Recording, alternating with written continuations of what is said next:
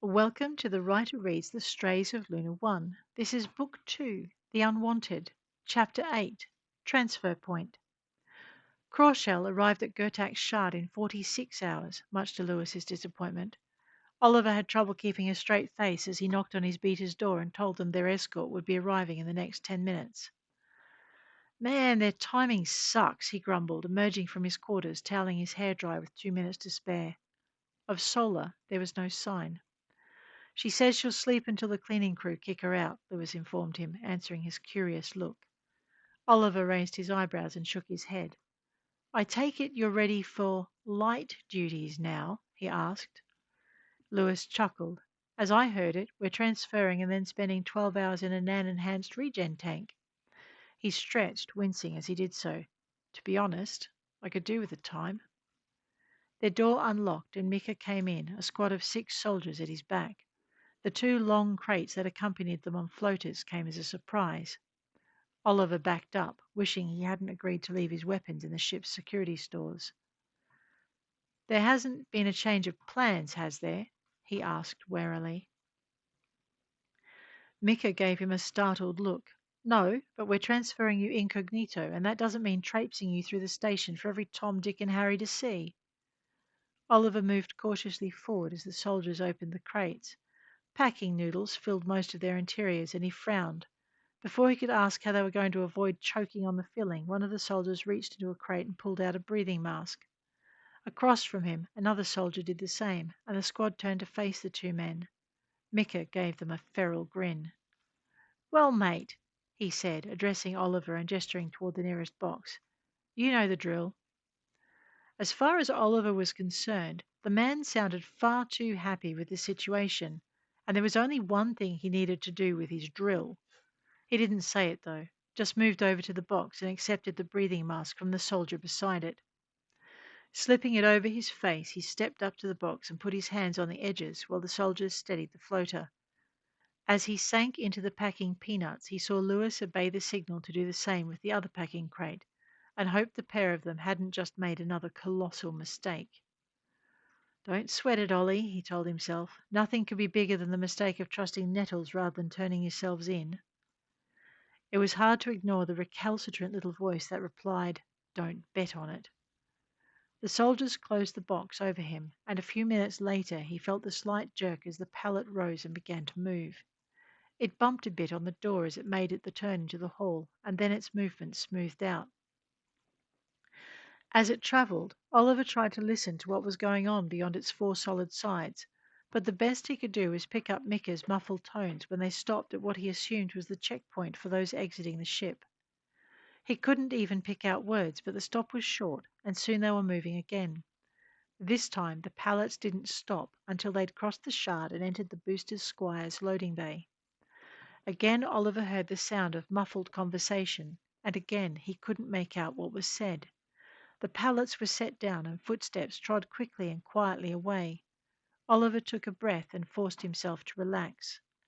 When the crate wasn't open straight away, he closed his eyes and willed himself to sleep.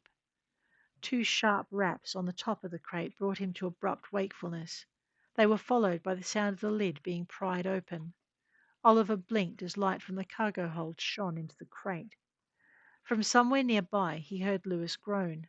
The voice that followed did a lot to ease his sudden tension at the sound. Easy there, big fella. Let's get you out of there, shall we? Oliver remembered to breathe and pulled his arms free of the packing peanuts. The 2 figures standing over the box reached down to help him out, and he accepted their hands gratefully. Up you come, sir, one said comfortingly. We've got you. Oliver might have felt better if he hadn't been able to see the 2 crewmen standing off with blasters at the opposite end of the hold.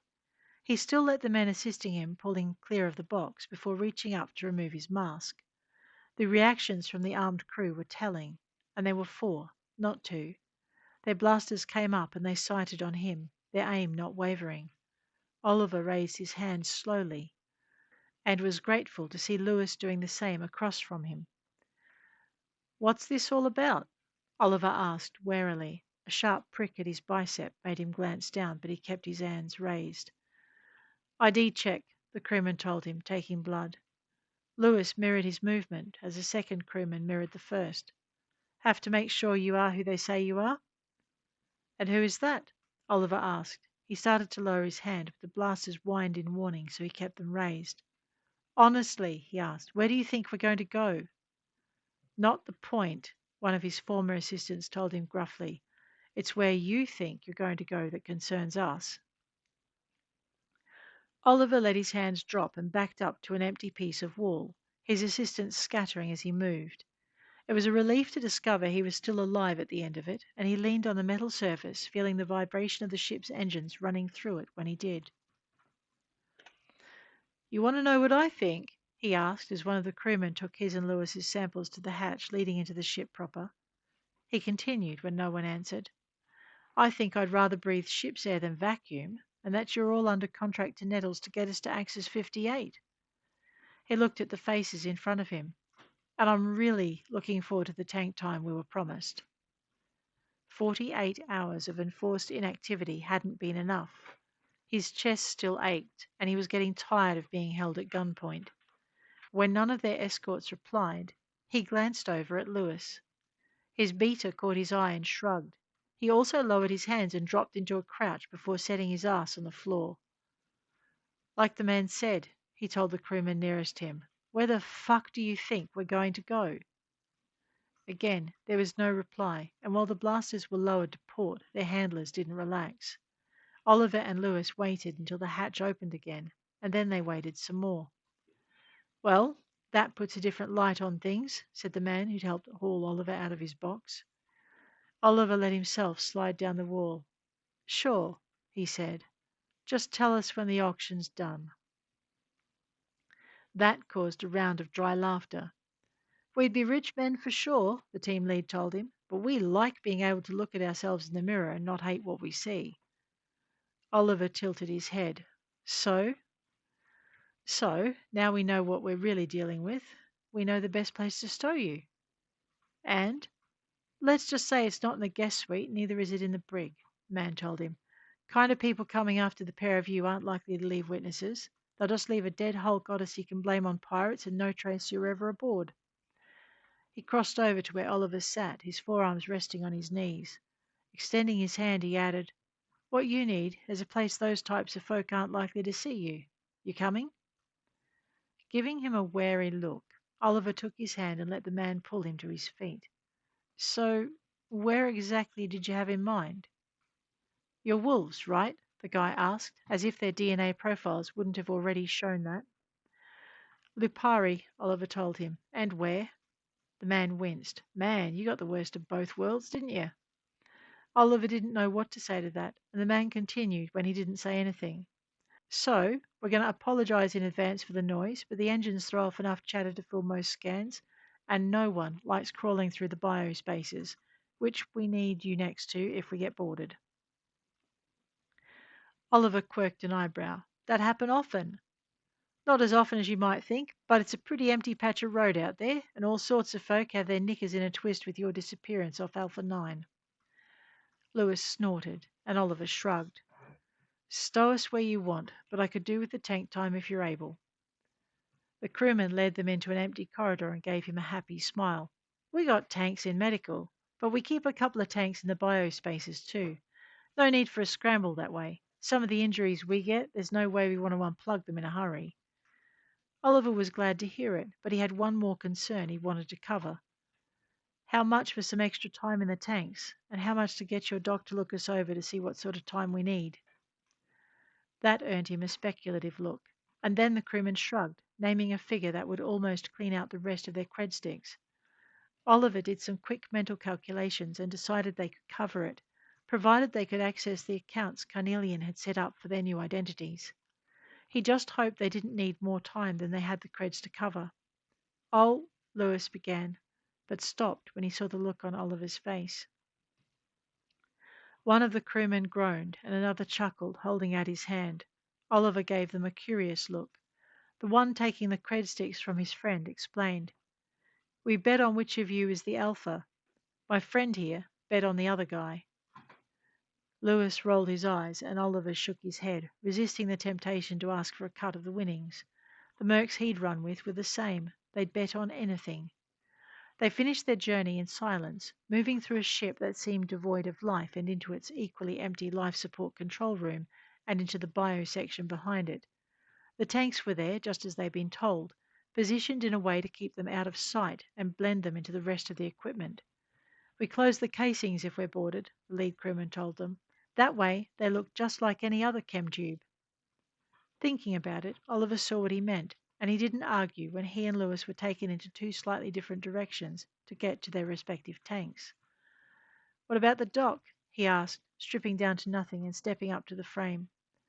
I'm here, a woman answered amid a flurry of footsteps. She gave the lead crewman an open-handed shove. And what have I told you about setting them up before I've had a chance to take a look at their vitals? That earned her a round of catcalls and sarcasm, and she flushed slightly. Vitals, is it? The crewman retorted. Well, I've never heard it called that before. You, Paulie, are a dirty old man. There is nothing old about me, Doc. Oliver picked up a muffled, that around in a rejuvenation tank wouldn't fix, and stifled a smile. The doc had turned toward him, and he didn't want a pissed off medic anywhere near his vitals. She looked him up and down, then climbed up beside the tank and began clipping leads and monitors in place. What happened to you, Mr. Landstrom? Someone work you over? She might have meant it as a light-hearted comment, but her face grew serious when she saw his expression. They did. What did you do? Argue the terms of the contract? Again, he just looked at her, and she rolled her eyes. With nettles? Well, you might be big and strong, but your smarts look like they leave something to be desired. Muffled chuckles greeted that, and the doc frowned. Don't you boys have chores to do? This was met with shaken heads and grins. We're owed a bit of entertainment, Doc. Oh, I suppose it has to be me, she complained, running a scanner over Oliver's head and torso. She paused when she got to his chest, slowing down and scowling at the readouts before moving onto his abdomen where her frown deepened. Suspensis? She demanded, continuing when Oliver nodded. And you had seizures after? Yes, ma'am. She nodded, but her frown didn't go away as she ran the wand down his legs. Is there anywhere they didn't hit? My beater, he suggested, and the sharp look she gave him said she got it all. I'll check him next, she assured him. But the medic on board your last transport should have had this mess seen to. And I'll be speaking to Nettles since it's their treatment that put you in this state. Oliver gaped at her. But they'll take it out of your accounts, she asked. Yes, well, they might try, but they want our services in the future, and they do want you in a condition to complete the mission. So I have some room to negotiate. I'll advise them of what I found in a routine scan before tanking. She patted his chest in one of the few places he didn't hurt, and then returned to the controls at the tank's base. Deep breaths, Mr. Landstrom, and remember, you can breathe in the tank. Keep calm. I do not want you going furry on me. As if that would stop any wolf from panicking out of human form and into hybrid. Oliver could see why the crew found her entertaining, but he found her bedside manner appalling. He watched as the tank closed around him and the regen fluid poured in. In truth, it was hard not to panic as it engulfed him, but he forced himself to take a breath, trusting the crew weren't going to murder their payday. His lungs protested, and he coughed, glad of the frame keeping him upright and in place. Given a choice, he preferred it when he was out for this part. The silver swirl of nanites entering the fluid made him relax. At least Nettles hadn't shorted him on that account. Taking another breath, he settled back into the frame and closed his eyes. It was odd to still be conscious, but he figured the doc had her reasons, not least of which was the fact he needed to hear what Nettles said regarding the cost of treatment. He sure as shit hoped they put Lewis out. Oliver had gotten used to the tank and was starting to drift when a sharp rapping on the glass jerked him awake. His eyes snapped open and he sought the source of the sound. Unsurprisingly, the doc stood on the other side of the tank, her hand raised as though to knock again. They said they'd double your free time in the tank and that you should be grateful you had any tank time at all, given you'd brought the injuries on yourselves. Oliver couldn't help it. He laughed. Well, they would say that, wouldn't they? He thought. But the doc hadn't finished. I told them you hadn't asked for an adverse reaction to dry suspension and that Nettles most definitely should have done their research and sought alternatives, and that the severity of the injuries you still carried was therefore down to their negligence. Oliver stared at her.